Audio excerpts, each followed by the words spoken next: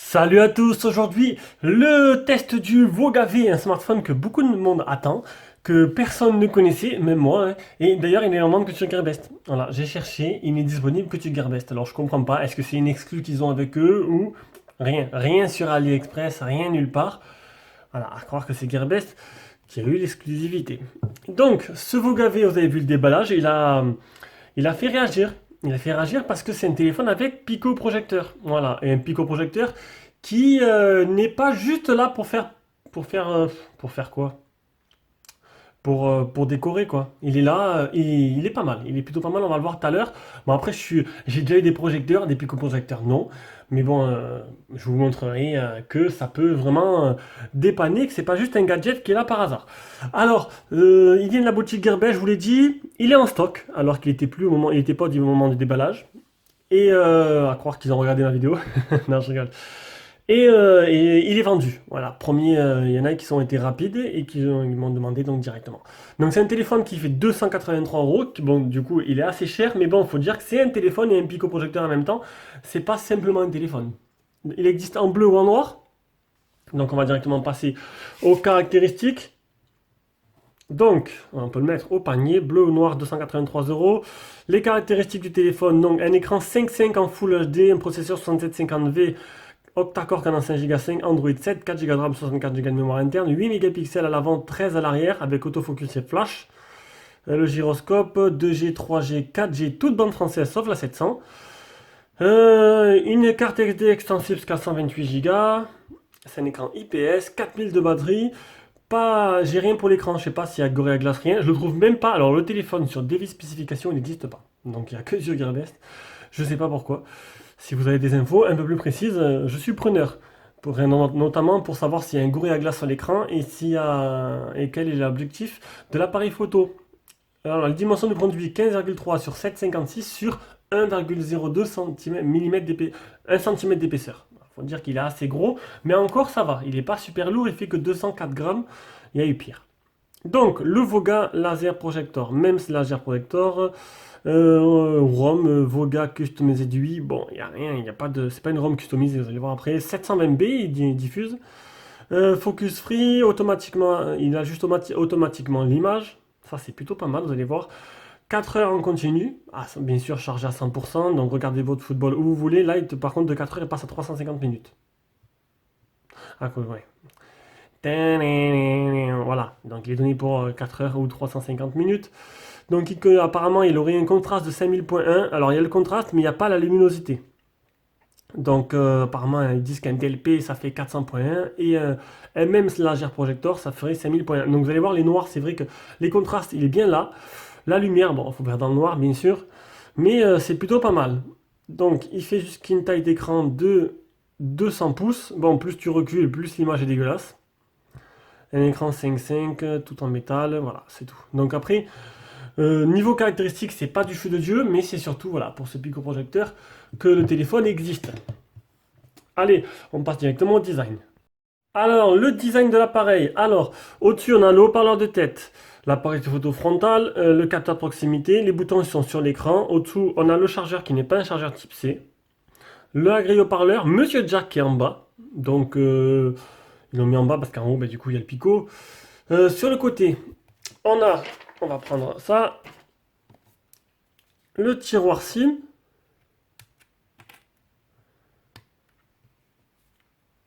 Hop, qui est à l'envers, donc la puce tombe.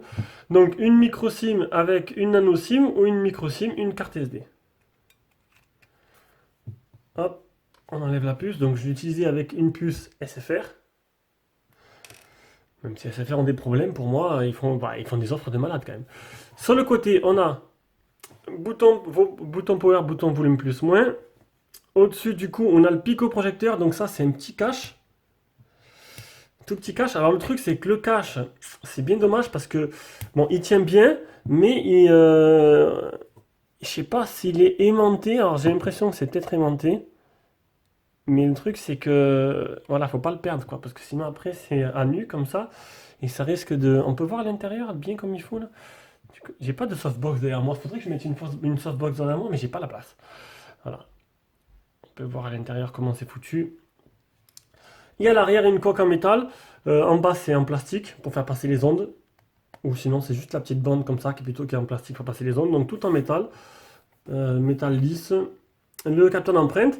Et l'objectif avec l'appareil photo et le flash qui ressort légèrement avec ce petit V de Voga. Donc Voga, c'est une marque, j'ai trouvé une marque de meubles, donc je sais pas si c'est la même marque qui fait les meubles qui a sorti ce téléphone. Possible, je sais pas trop. Voga. Voilà, donc c'est bon pour les caractéristiques. Il y a une LED de notification, on l'a vu dans le déballage qui se trouve là-bas. On va voir si j'arrive à la montrer. Clac. Voilà, la LED de notification, elle est juste ici. Allez, on passe à l'écran. Hop, on déverrouille, nickel. Donc l'écran, on va monter un peu la luminosité.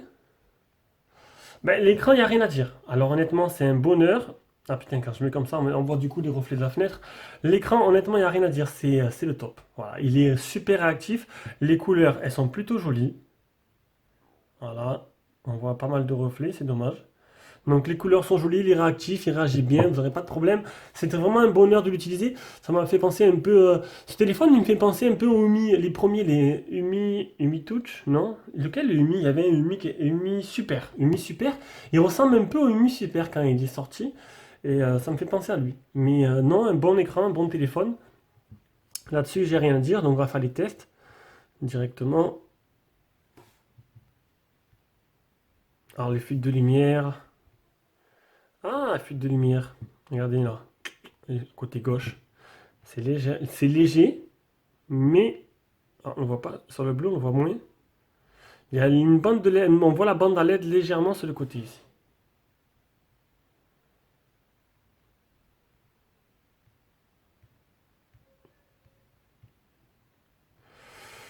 Les photos réelles.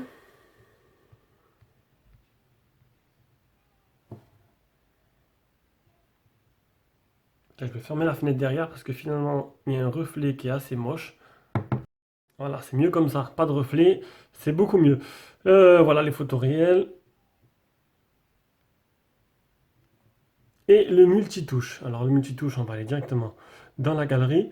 Donc dans la galerie, ben, est-ce que j'ai pas de photos compromettantes? Non.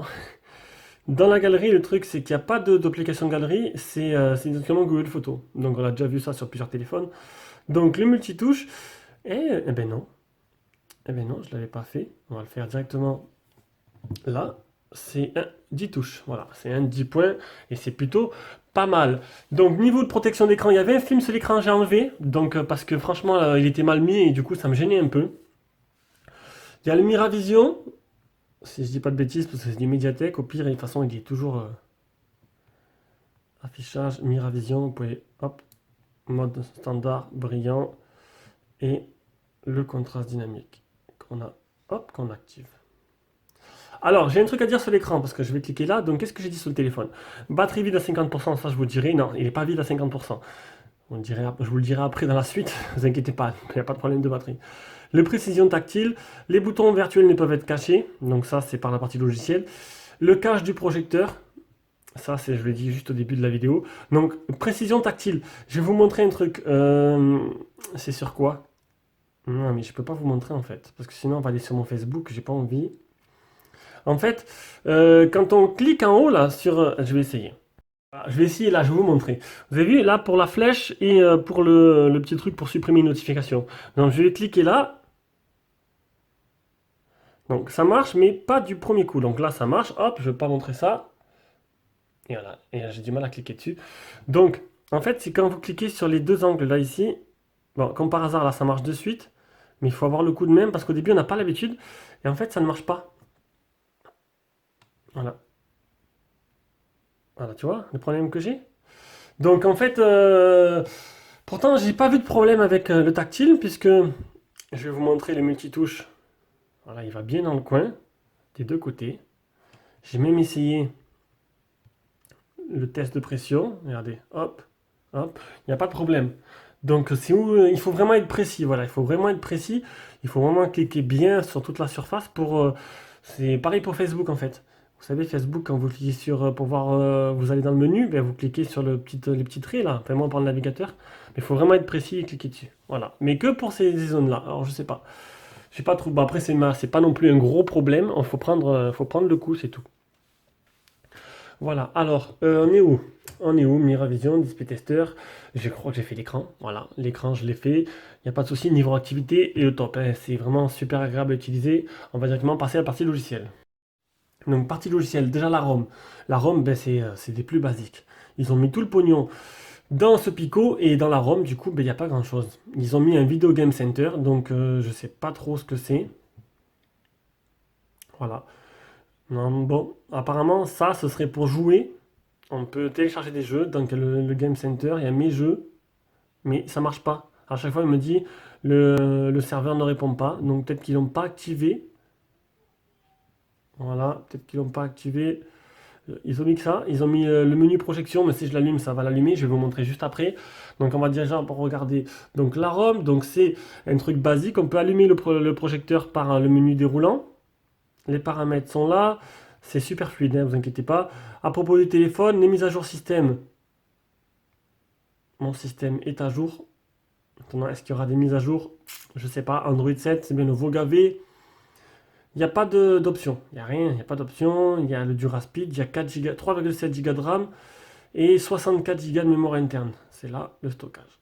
Voilà, ah, il est partitionné. Ah non, ça c'est la RAM. Voilà. On peut juste nettoyer un peu. Ah, il est là, je vais vous montrer. Stockage, on peut juste nettoyer pour faire un peu de ménage. C'est tout. Mais il n'y a rien, il n'y a vraiment rien. C'est vraiment basique de chez basique. Ils ont mis tout le pognon là-dedans, dans le Pico projecteur, et ça, c'est vraiment dommage. Bon, après, c'est pas un mauvais téléphone, hein. La coque aussi, j'aime pas trop. Cette coque là, plastique dur, là, qu'on a retrouvée sur les téléphones futurs, j'aime pas cette coque. Elle est en plastique dur, tu transpires, elle les protège que sur les angles. C'est pas du tout ça, et puis pour trouver des coques, vas-y quoi. J'ai pas trouvé. Je tapais Voga sur AliExpress, il connaît pas. Donc peut-être par la suite, je sais pas, est-ce qu'il faut attendre un peu, histoire que... Je sais pas, il y a qu'un téléphone, ils ont fait qu'un téléphone, en plus c'est un téléphone assez spécial. Voilà, bon, il faudra pas s'attendre à avoir des super coques qui vont sortir, ou sinon vous utilisez sans coque, mais du coup faut pas qu'il tombe. Je sais pas ce que... Je donne pas cher de sa durée de vie. S'il tombait, surtout pour le Pico, bon, il est protégé, mais bon, s'il tombe sur un angle, là, ça c'est assez fragile, je pense. Bon, après, j'ai vraiment eu, c'était agréable à utiliser. On va passer maintenant au capteur d'empreinte. Capteur d'empreinte, il n'y a rien à dire. Il marche bien. Voilà. Et on va passer maintenant au Pico projecteur. En voyant si j'ai fait le tour. Est-ce que j'ai les options de la ROM, les mises à jour, stockage? Non, on va pas finir. On n'a pas fini. On va faire le test anti-malware. Je vais vous montrer le test anti-malware. Il est là. Donc, aucun malware n'infecte la ROM. Il me manque l'OTG, la certification Google. Ah, vous avez vu là, vite fait, tac. Donc il y a bien Netflix. Donc le Play Store, il est certifié. On va le voir en direct. J'oublie à chaque fois de le montrer. Normalement, c'est mon compte. On va essayer de... Non, hop. Le Play Store n'est pas certifié. Mais Netflix n'a pas de problème pour s'installer. Et maintenant, je vais vous montrer l'OTG. TG qui est quand même qui prend une place importante du coup dans ce genre de téléphone parce que si vous voulez regarder des films, ben, il faut le OTG. Voilà, il fait bien OTG, donc ça permettra de mettre une clé externe où vous pourrez mettre vos films dessus et regarder des films. Donc on va passer à la partie Pico. Déjà le petit truc qu'il y avait dans la boîte, c'était juste une petite cale en fait. Donc je l'ai vu qu'après, une fois que j'ai fini la vidéo de déballage. C'est une petite cale en fait pour tenir le téléphone. Je vais d'ailleurs aller la chercher pour vous la montrer. Allez, donc j'ai la petite cale.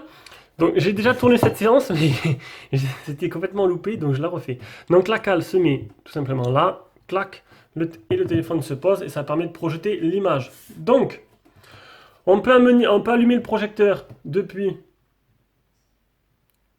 Ah, il s'est remis en luminosité automatique, c'est un truc de fou ça, hein. Ah non. Bon, je dis pas ça.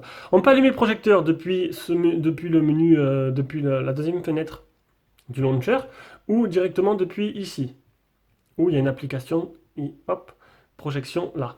Donc quand on clique là, on a document, vidéo, galerie, jeux, paramètres. Allez, on va tester direct.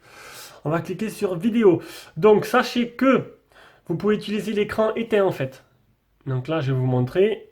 On va allumer le projection en cliquant sur là. Donc j'ai déjà prévu, ah, le projecteur s'allume, ne visez pas les yeux. La mise en veille s'active directement pendant la projection. Donc, donc là, l'image, elle disparaît, c'est normal. Je vais enlever la mise automatique. On a un petit menu qu'on va vous montrer ici. Alors, arrêter la projection, orientation, paramètres de raccourci, fonction enregistrement, jeu, ne pas déranger, connexion à distance, mise en veille de projection et ma carte de visite. Donc ma carte de visite, ça fait un petit QR code. Connexion à distance, c'est pour connecter notre appareil, pour diffuser, mode de ne pas déranger les jeux. Ça vous permettra de connecter une manette. Une manette, regardez, si vous flashez le QR code, ça connecte une manette AirMousse. Jeu, fonction enregistrement, paramètres du raccourci, donc là c'est luminosité et orientation. Vous choisissez orientation, paysage ou portrait. Voilà. Donc ce qui est bien, comme vous allez voir, c'est que on va faire ça, on va faire un truc. On va enlever la minute automatique, on va voir ce que ça donne. Tac. Donc en fait, c'est que vous éteignez l'écran, voilà, vous éteignez l'écran et ça fait fonction souris. Donc là, on voit pas très bien. On voit pas très bien du tout. On va se mettre sur un autre mur, on va se mettre sur la porte avec une peinture brillante. Donc ça donne ça, vous allez voir à peu près le résultat que ça donne, mais c'est plutôt pas mal. Donc voilà, je vais vous montrer. Le téléphone, il est posé sur un meuble, sur une cale, avec la fonction, l'écran, il est éteint, et ça fait en fait fonction souris, fonction trackpad en fait. Donc vous pouvez faire ce que vous voulez. Voilà, vous utilisez le téléphone avec l'écran et vous naviguez dans votre téléphone comme si vous avez une airmousse dans les mains. Et ça, c'est plutôt pas mal. Donc on peut allumer, on peut regarder les appels, on peut tout faire en fait. On peut tout faire. Donc ça projette ce que vous avez sur le téléphone. On va directement. Hop, on va aller sur YouTube. Alors, par contre, si vous voulez changer, vous voulez naviguer, on va essayer de rapprocher pour que ce soit plus droit. Voilà. Si vous voulez naviguer sur le téléphone, il faut avec les deux doigts. Voilà, avec les deux doigts, vous changez de page. Pareil, quand vous êtes dans les menus, avec les deux doigts, hop, vous montez ou vous descendez. Il faut mettre les deux doigts sur l'écran pour naviguer tout simplement en fait. C'est vraiment bien foutu. Allez, hop, YouTube. On va cliquer sur la vidéo du Kouni. On va la mettre. Elle est en Full HD, donc elle va se mettre tac, en grand. Et voilà l'image. Vous avez vu l'image? Elle s'est repositionnée automatiquement en fait. C'est ça qui est bien. Elle s'est mise directement bien carrée par rapport à votre support. Même que le téléphone est de travers. Voilà, je vous laisse admirer. Bon là c'est le Galaxy S7 qui fait ces vagues, hein. On n'a pas ces vagues à l'écran. Donc je vous laisse admirer la qualité. C'est plutôt pas mal. Bon maintenant c'est filmé avec un téléphone, donc bon, c'est mieux en vrai. On va enlever des films. On a le son de Jérôme. Le son est assez puissant pour pouvoir regarder un bon film.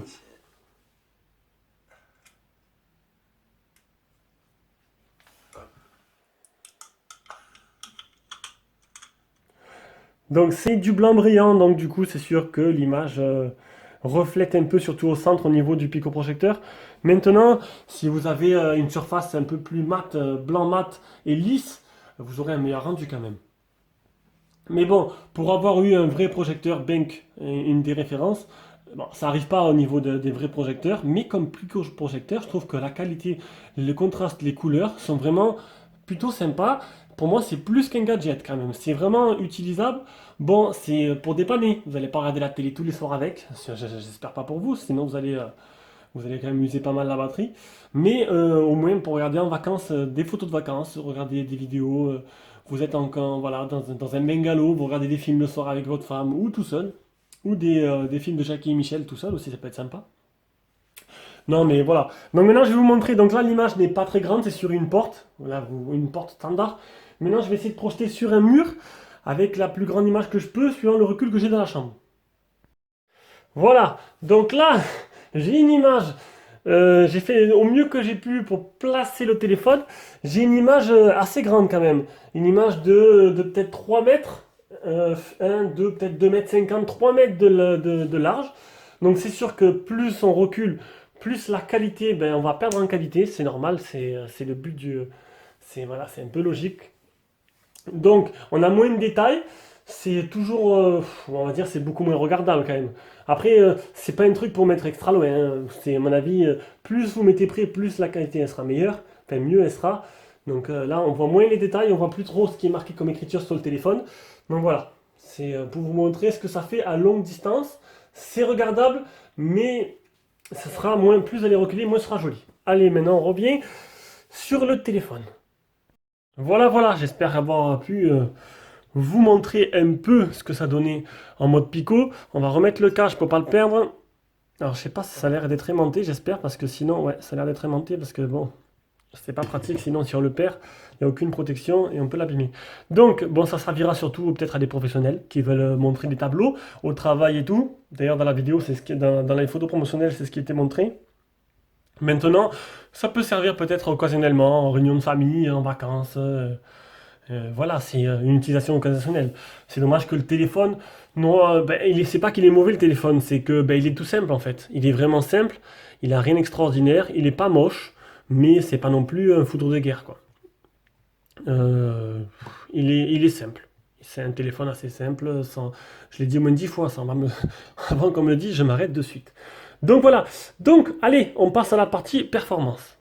J'ai voulu aller trop vite. On va déjà passer au capteur du téléphone et ce sera déjà bien. Donc, phone tester, les capteurs du téléphone. Autoriser, accéléromètre, gyroscope, capteur de lumière qui se trouve ici, qui marche, capteur d'empreinte et c'est tout. Et là, maintenant, on passe à la partie performance. Alors, les bench. Ça, c'est la partie photo. Ah si, j'ai au fait, regardez, c'est du Samsung S5K3L8.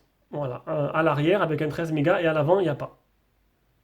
21 mégapixels. Ouais, je me suis trompé là, hein. Donc voilà, c'est ce que j'ai niveau photo pour l'objectif. Alors les bench, vitesse d'écriture de mémoire de la RAM interne, de la RAM et de la mémoire interne, j'ai inversé. Les Geekbench, la batterie, le score batterie, le 41393 pour la partie processeur, 30177 pour le PC Mark, et ça on verra après la suite. Allez, on passe directement au jeu et à Rayman.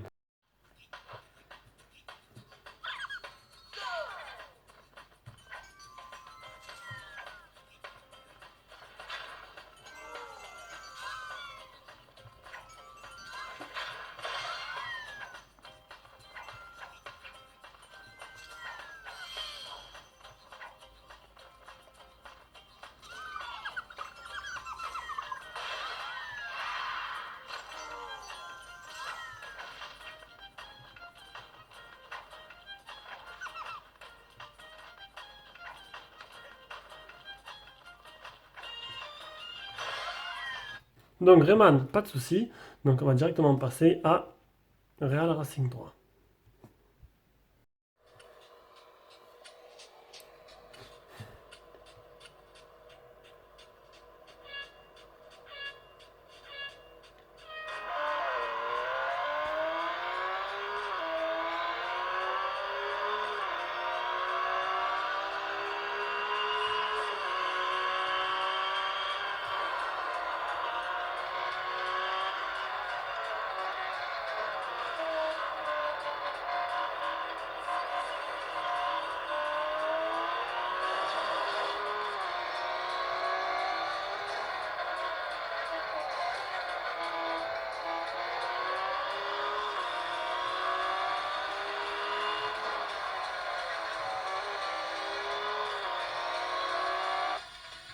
Je voulais essayer si l'accéléromètre il allait bien droit.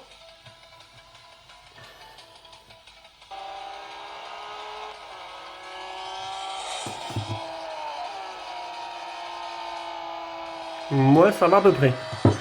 Voilà, donc pas de souci pour les jeux, ça tourne très bien. On va directement passer à l'appareil photo. Alors, logiciel photo. Hop, panorama vidéo photo professionnel nuit. Voilà pour les modes. Alors là, on peut changer l'obscurateur. Le paramètre appareil photo, c'est bien, ils ont mis une petite surcouche. Bon, c'est le seul truc qu'ils ont fait d'ailleurs. Info, localisation CPS, beauté visage, propriété de l'image, anti-sentiment, bouton volume, son obscurateur, filigrane. Pour la caméra, voici les menus. On filme. Ah, c'est du. Ah, bah, vous avez vu? 13, 16. C'est du 21 mégapixels l'appareil photo à l'arrière. Donc c'est du 13 mégas apparemment interpolé en 21. Si je dis pas de bêtises, à moins que ce soit l'appareil photo avant. Alors là, je reste bien bête. Parce que c'est pas ce qui est marqué. Qualité de la vidéo, haute qualité. Image stabilisation. Donc ce serait du... Alors là, on va essayer de revoir un peu le petit logiciel que j'avais. Screenshot là. Donc, caméra, hardware, c'est du 13 mégas, software 21, c'est ça. Et à l'avant, c'est du 13. Donc à l'avant, c'est du 8 interpolé 13, et à l'arrière, c'est du 13 interpolé 21. Voilà, donc maintenant, alors qu'on a... Attends, il y a encore des trucs qu'on n'a pas vu. Des petits filtres. Ici. Le mode HDR automatique activé ou désactivé. Le mode flash et le mode scène. Alors, automatique, nuit, coucher de soleil, fête, portrait, paysage, portrait nocturne, théâtre, plage, neige, photo stable, feu d'artifice, action, lumière, bougie. C'est plutôt pas mal. Ça permet de... Ça, c'est bien, ça. Voilà, suivant ce que vous voulez. C'est bien, putain. Feu d'artifice. Vous mettez feu d'artifice et il se configure automatiquement ben, pour filmer les feux d'artifice. Et ça, honnêtement, c'est plutôt sympa. Bravo, bien. Après, vous pouvez mettre en automatique, mais je pense que voilà, c'est bien. Vous voulez filmer un coucher de soleil, vous êtes dans une fête, vous voulez filmer dans une fête, prendre des photos. Il va se paramétrer automatiquement pour ce que vous avez choisi de prendre en photo ou de filmer. Et ça, c'est plutôt pas mal. Allez, on va voir ce que ça vaut maintenant. En vrai, je vous mets les photos en plein écran, on reviendra juste après.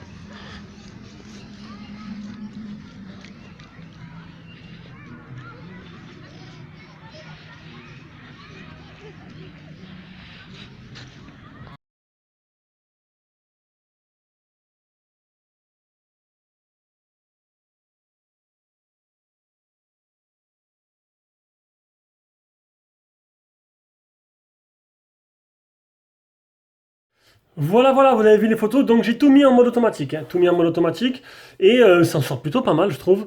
La photo de nuit est correcte, le selfie aussi, les photos extérieures, les vidéos extérieures, tout est plutôt correct. Ouf, pardon. Bon, c'est sûr que pour le prix de 283 euros, on s'attend à avoir un truc superbe. Faut pas oublier que c'est surtout le prix du pic projecteur que vous payez. Donc c'est correct pour le rapport prix de l'ensemble. Allez, on passe à la suite au GPS. GPS en utilisation, je l'ai utilisé hein, sur la route normalement et j'ai pas eu de problème. 20 satellites, 11 fixés, 7 mètres de... Bon, 7 mètres c'est pas énorme. On a eu déjà deux, le mieux c'est 2 mètres, on a 3 c'est en moyenne. Mais 7, peut-être dans les grandes villes, quand il y aura beaucoup de croisements, vous allez peut-être péter les plombs, mais sinon, moi où j'habite, j'ai pas eu de problème pour arriver à destination. On va écouter le son, donc déjà le son en communication, il est pas trop mal. Donc on va directement aller sur YouTube. On va écouter. Il est où? Il est où notre abonné là? Je sais plus comment il s'appelle. Et ah là, il est là. On va écouter la musique. Donc normalement le haut-parleur doit être pas trop mal vu que ben, on s'en sert pour regarder avec le pico-projecteur. On a déjà eu un extrait tout à l'heure, c'était plutôt correct.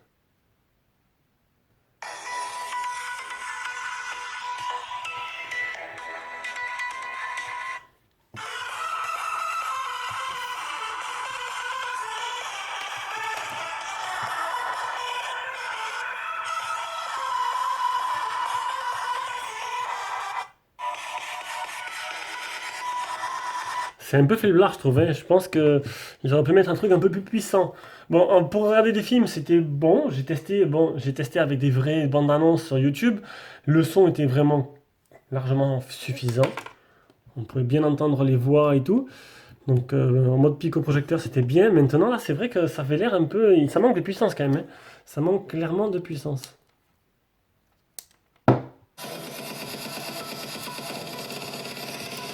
Donc, le port jack, pas de souci. Alors, la partie, maintenant qu'on a fait la partie audio, vidéo, on va faire la partie réseau, 2G, 3G, 4G, toute bande sauf la 700, mais la 700, c'est pas la plus importante en France, vous inquiétez pas, c'est la 800 la plus importante et elle y est. L'autonomie, le Wi-Fi. Wi-Fi, regardez, hop, je suis à balle. Voilà, je suis au maximum entre 3 et 4.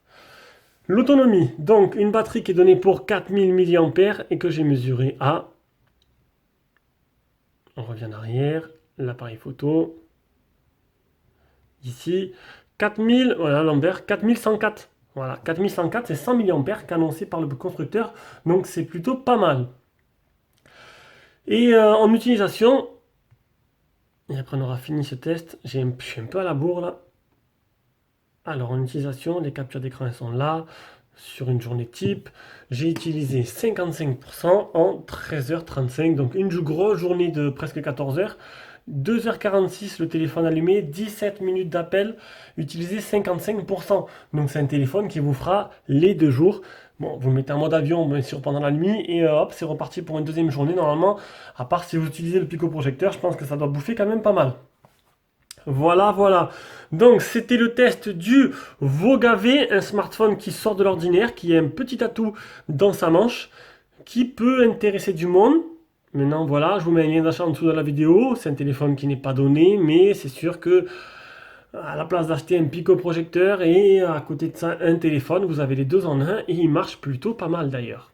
Voilà. Donc pour ma part, regarder des films dessus en vacances, ben, ce sera totalement faisable et réalisable. Maintenant, il faut avoir le support qu'il faut avec un truc assez lisse qui reflète pas trop, pas un mur granuleux comme j'ai en face ici. Mais sinon, l'image est plutôt pas mal pour un Pico. Allez, bisous bisous à tous. Donc cette vidéo sera en ligne mercredi. Jeudi, vous aurez le déballage du Blackview S8 Plus. Et là, faut que j'aille à la poste. Il y en a 3, ils sont arrivés. Donc vous aurez encore une vidéo par jour pendant encore longtemps. Et on essaie de le faire et on est très fiers de nous. Bisous, ciao ciao.